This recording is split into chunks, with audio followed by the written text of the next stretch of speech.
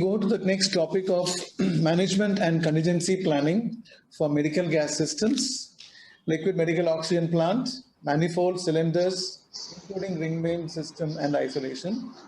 Our speakers for the evening, Dr. Daveru Jagannath J. Rao, who's General Manager, Head of South Asia. He has over 26 years of experience in cryogenic and gas industry and in India for more than 23 years. The second speaker is Anirban Sen, General Manager, Healthcare Sales. He has over 23 years of experience in Linde, India, in overall experience and 15 years experience in Linde, India. Let me hand over the mic to Mr. Anirban Sen. Thanks, Vinod. We appreciate the opportunity given to the Linde team to present the gas standards which are required.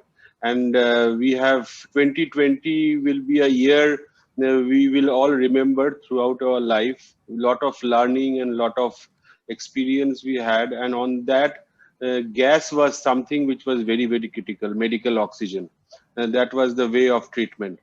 So we will present on the standards and what are the best practices on the gas supply in a hospital. So DJ will take it forward. So over to DJ. Yeah, thanks, Vinod and Anirban for a nice introduction. And morning, afternoon, and evening to everyone. So I will take a quick look on to the hospital facility management, hospital safety. So I will cover this 5 topics. One is that oxygen properties and how to select the primary source selection for this oxygen, liquid medical oxygen. Also various modes of the storage of the oxygen. What are the statutory compliances, particularly in part of the India, and what are the other installation safety, we can take that. So if you see this one, now any patient require the oxygen. So for giving this uninterrupted supply of the oxygen to any patient, the background will be like this. So if you can see on this left bottom side, so that is the bulk gas supply, and from the cylinders, that is called as a primary source selection, and there's a secondary source selection. Based on the hospital demand, this design will be done. And from through these and various pipeline networks and all that, finally it is going to deliver the oxygen to a patient. So quickly, I will take to the other slides also. So particularly if you go to this oxygen properties, yes, oxygen is not a flammable gas, but it does support the combustion. It is colorless, odorless, and tasteless. It is already available in nitrogen. In the air is a 21%. And most of the people know that fire triangle. So if you see that one, for any fire incident has to be happened, it is required 3 elements. One is that oxygen, second one is the heat, third one is the fuel. Unless until these 3 are not there, so fire will not happen. All this combination of 3, so it causes the fire. We have seen many incidents across India about the fire incidents. So one part, maybe not the part of this oxygen, but the oxygen gas, when you are using that, we have to take utmost precautions to have this proper safety. I think earlier speakers also said that when the patient comes into this hospital, we have to provide the more safe, and this is safe discharge to them. Next one is other than the oxygen, now Linde, all the gas manufacturers will manufacture this liquid oxygen in the liquid form. If you see the properties of the liquid oxygen, so it is a pale blue color, odorless and tasteless. This temperature we are maintaining at -180 degrees temperature. At this temperature, the oxygen gas remains in the liquid form. So that is called as a cryogenic gas. But it is heavier than air and spread along with the ground. So downhill accumulated as trenches, basements, low spots, and etc. So also it is a spilled liquid evaporates quickly. So gas is very cold and produces most restricted visibility. So coming back to what are the various hazards of the liquid oxygen. So oxygen is normal ambient temperature is a little bit different. When the oxygen is in the liquid form, the hazards are a little bit different. Because it is a low temperature, causes the material embrittlement, and also contact with the skin or soft tissues can case of extremely burns. So that is called as a cold burns. It ignites in the presence of the oil and grease. It can ignite if incompatible materials are used in the system. It can create the fire hazard with the heat and fuel. So for have the safe installations and all that, we should have the follow all these things into this while designing and installation to the hospitals. Some of the PPEs is to be required while handling this cryogenic liquid oxygen. So these are some of the little bit about the purities which the IP 201 for the specification. Even we have this own specifications also there, and it is what happens if it is exceeding to that, like CO2, the purity and all that. So this is the particularly our manufacturers have this more stringent specifications more than this IP. So first I will come back to this one about this primary source selections, how to do this one primary source selection. If you see this slide, there are various sources of the supply to various customers. The first one, if you see this one, the gas production plant, which is shown into that, where the cryogenic liquid that gases are manufacturing into that, based on the customer's hospital's demand or customer's demand. It goes to this one to the hospital as per the demand. It will be doing this one the design. Some of these hospital customers it go through this pipeline. Some of this one on-site supply, but normally it happens any industrial customer, not the healthcare customers. Because healthcare customers, the consumption is very nominal. So that is the reason we normally do any hospitals with liquefied gas, manufacturing the liquid at gas plant, taking this liquid to the hospital through these tankers. And there is a stereo system has been designed and installed at customer premises. From through this system, the supply oxygen will be made into this hospital. If the customer consumption, the hospital consumption is less, then we use the compressor gas. So it is in the form of the cylinder, but here the pressure is around 150 bar to 200 bar. So it goes to these hospitals also. Again, the form of this one may be the loose cylinder connected into manifold. Sometimes it is a cylinder manifolds also. Now, I think already this mentioned that in the airplane is HTM 0301, and similarly, HTM 0201, 02 standards, healthcare technical memorandum and NFPA standards, clear cut give the guidelines, recommended guidelines gives that on how to design, install the equipment at these hospitals. Because hospital requires not only the oxygen, they require some more gases also. So for example, they require the nitrous oxide, they require vacuum, they require the compressed air, sometimes they require the CO2 gas also. But at the moment we are concentrating on the liquid oxygen.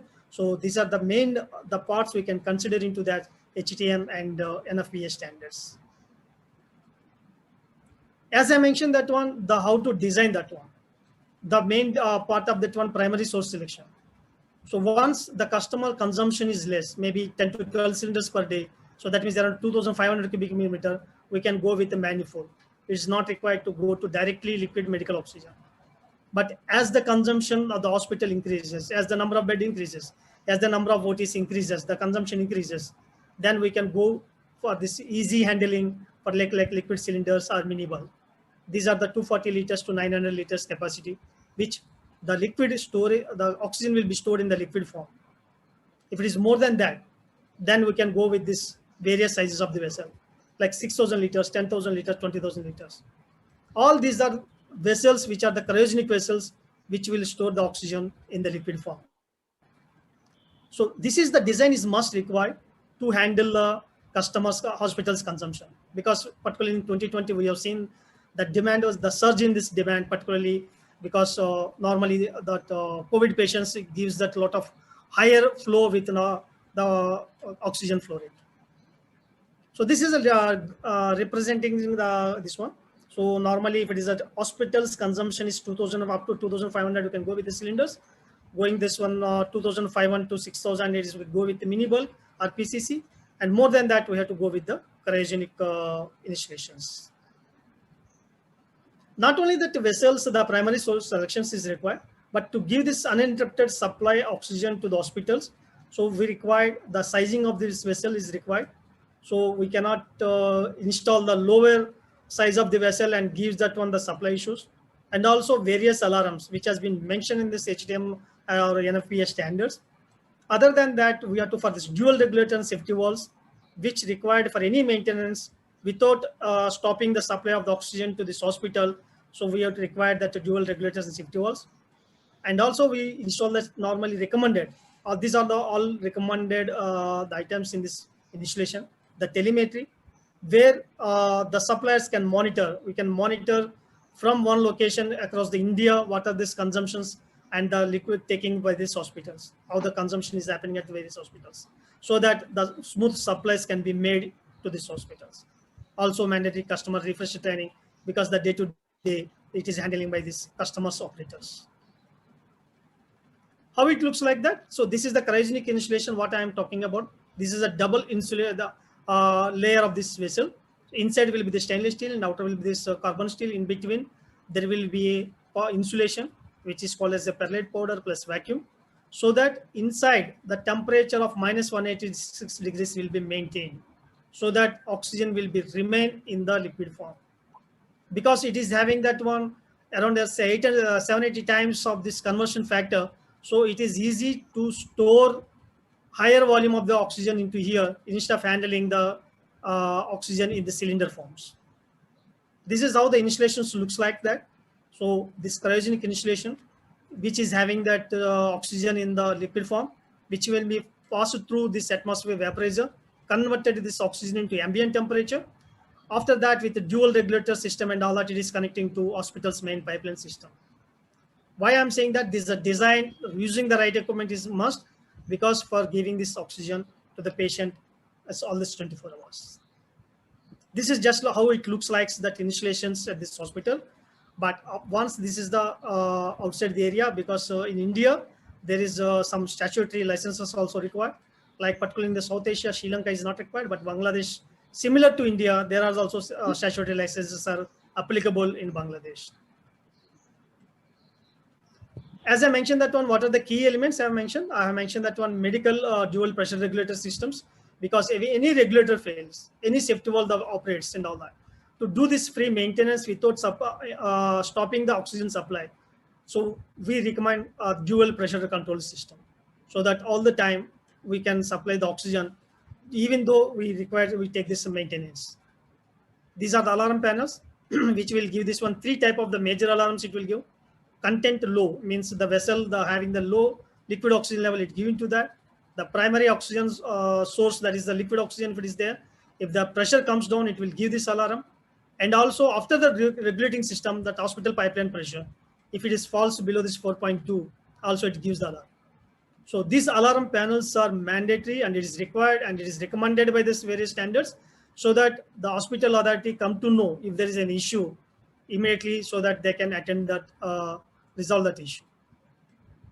As I mentioned, that one is telemetry system, which we are connecting these vessels from. Through this system, that levels are getting transmitted with every 15 minutes to 20 minutes to our local central office at Calcutta, so that they can monitor all the hospitals, what is the level of at this customer's end, so that if there is coming down below this 40% or 35%, automatically the tanker will go and give the fill, so that always it maintains the stock levels at the customer level.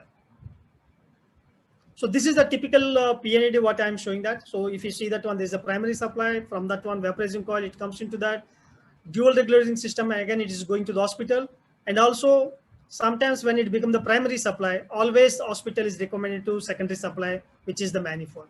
In case of any breakdown or any maintenance, the secondary supply should be take care of this entire hospital supply. So the design is mandatory, should be checked into this hospital demand. So every once in a 2 years or 3 years, or if there is an expansion in the hospital, it is better, it is recommended to check that one, what is the consumptions and what is the patterns, the hospital's demand and all that. So I request Anirban, you can take this slide about this NSC and how that is operating into that. Yeah, so in 2020, what we have seen is hospital having a consumption of 25,000 meter cube per month of medical oxygen has gone to 1.5 lakh meter cube of consumption. And the tank design in the hospital has been done as per the capacity of consumption of 30,000 meter cube. So this is the telemetry system what we have in which we recommend always for any liquid medical oxygen installation in hospital, where there is no manual intervention in the whole process of supply chain. So in COVID, what we have found that there is it was lockdown. People are not coming out from their residence. In hospitals are running at 20-25% of their manpower. So whom these people, distribution people, will call and understand the level of liquid medical oxygen in the tank. So this telemetry system, what we feel is it must be mandatory for all liquid installation, where in every minute, every fraction of a minute, we get the data in our national scheduling center, which is a 24/7 operation, where you get the level of the hospital. What is the level of the hospital? We have preset reorder level of the hospital. So automatically, when the level comes to the reorder level, the vehicle will automatically get released for the hospital. So there is no manual intervention. We get the level of consumption of the hospital, the level of the liquid, and we have the scheduled customer. We inform the tankers. They automatically go to the hospital, fill the hospital tank, and they come back. So this is a 24/7 service which we recommend with telemetry system, and this has helped companies like Linde to, what I will say, it's to give uninterrupted supply of medical oxygen, where the hospital consumption has increased 3 times, 4 times than the normal consumption. And we in the same national scheduling center, they also track our vehicles. We can speak with our driver. We have a video conference. We know where the vehicles are, where the track, at what speed it's moving, how far from the hospital, how much time it will give, what is the condition of the road, in what speed they can drive. So we can predict when the hospital tanker will reach and how the supply will reach. So this is what I have found, what we have found in this critical situation of COVID, very, very critical. No manual intervention, but uninterrupted supply of medical oxygen. Over to DJ. Yeah, thanks everyone. So again, this team is that normally it takes any patient takes 10 to 12 LPM normally, but during the COVID, the doctors have been given up to 35 to 40 LPM also through high flow cannulas and all that. So that is one of the reasons. Sudden there was a oxygen increase into the demand into the various hospitals where the COVID patients are getting treated.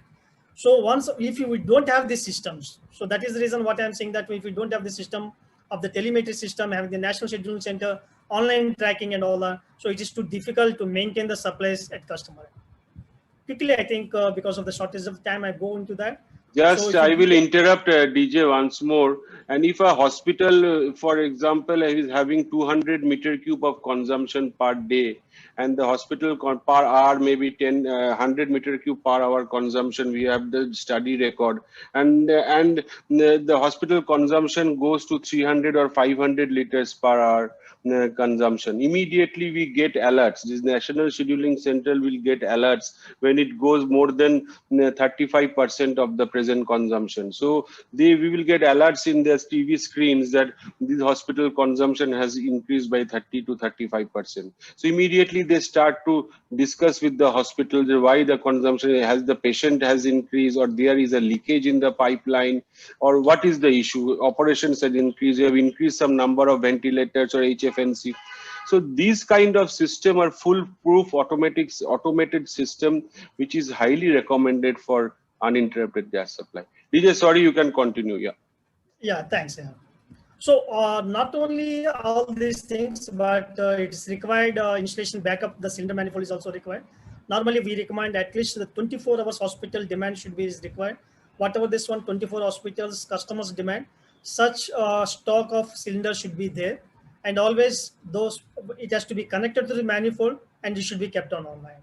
For any emergency of this vessel or maybe any something and all that, immediately the hospital has to run through the secondary source supply.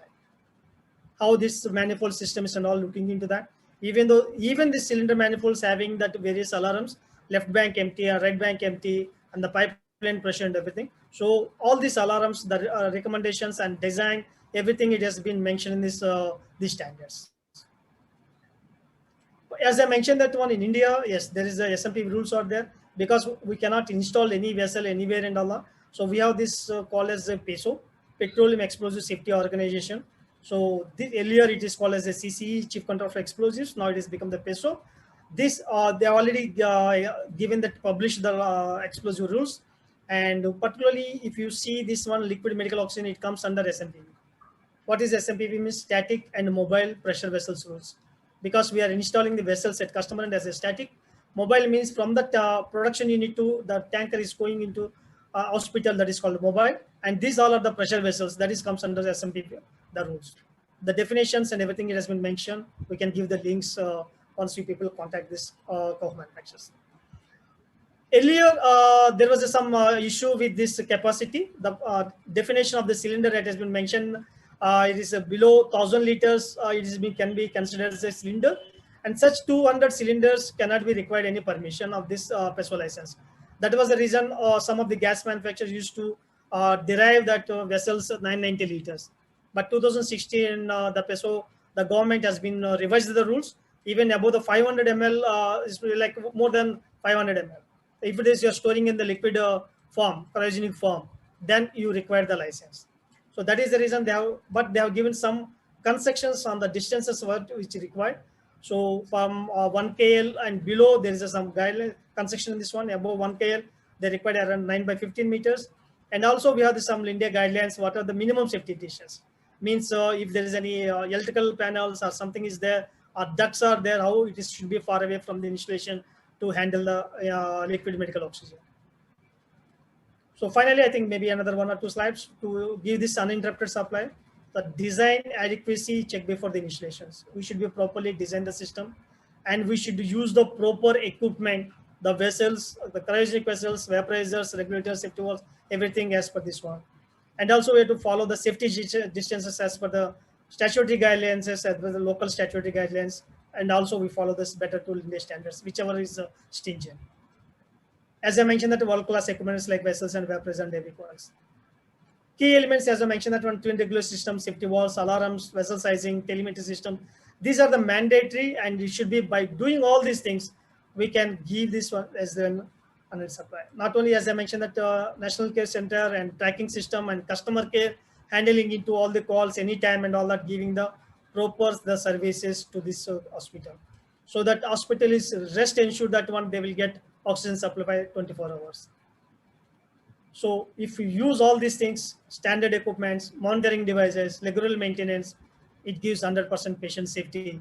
So they don't look into once again about any issue of this oxygen. So design, maintaining the stock level intervention and maintaining the supply equipment and all that gives that. So this is from our side. Any questions, any inquiries, you please welcome. Thank you, DJ and Anirban. It was an excellent discussion from both of you. So the question here was one question from Abhishek Rao is, are there any benchmark of oxygen consumption in hospital? Yes, sir. There is benchmark of oxygen consumption in a hospital, and we have a there in system there is a foolproof system where if you can give the detail of the hospital, how many bed hospital, how many OTs, how many ventilators, what are the ICUs, NICUs, and surgical units. So it can be, you can calculate what will be the consumption of the hospital, and then you can design the oxygen pipeline and the capacity of the tank which is to be installed. One thing which we will see, say, as for last 15 years and DJ having more experience, earlier what used to happen after building an hospital, people used to look where we can put an oxygen tank, and there was no space. But now hospital consultants and hospital authorities, they are very conscious. So while designing the hospital only, they have started designing manifolds and tanks with location. So that is also helpful for uninterrupted oxygen supply. But yes, again, going to the question, it can be, you can understand the consumption of the hospital. If the hospital detail can be provided to us, we can help you in doing that. Yeah, to add Anirban, Abhishek, is that it is totally depend upon the number of beds and the type of the beds, means whether they are operating any OTs or maybe it is general ward and all that. Based on that, oxygen consumption can be calculated. Based on that, the sizing of this primary source, not only that, all the pipelines, everything can be designed as per this oxygen consumption. I think there is one more question, is that the best standard to be followed for MGPS? Normally, we recommend the HTM standard in India, but it is totally depend upon the hospitals. They follow some of the hospitals, mostly in India, the hospitals follow the HTM 0201 standard, but some of the hospitals purely they follow the NFPA standard also. And I have also seen some of the hospitals, like private hospitals, some of them, it is hybrid system, means combination of HTM and NFPA. But if you go to that, or maybe Google it, that HTM and NFPA, you will get the standards.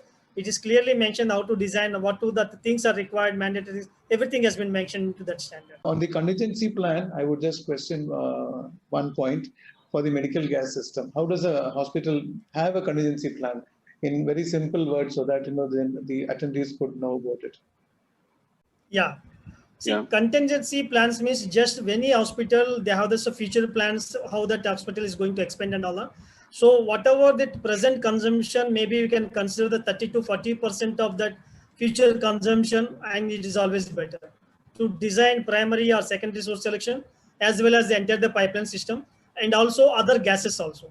It is not only that looking to the hospital, this one, if any hospital is coming up with new hospital is coming up, so better they have to make in a space, because normally I've seen that in my experience is that most of the hospitals, they allocate this prime space to this all hospital buildings, other wards and all that, but not for the oxygen supply, oxygen storage installations. Where in India, for peso storage license, they require some space.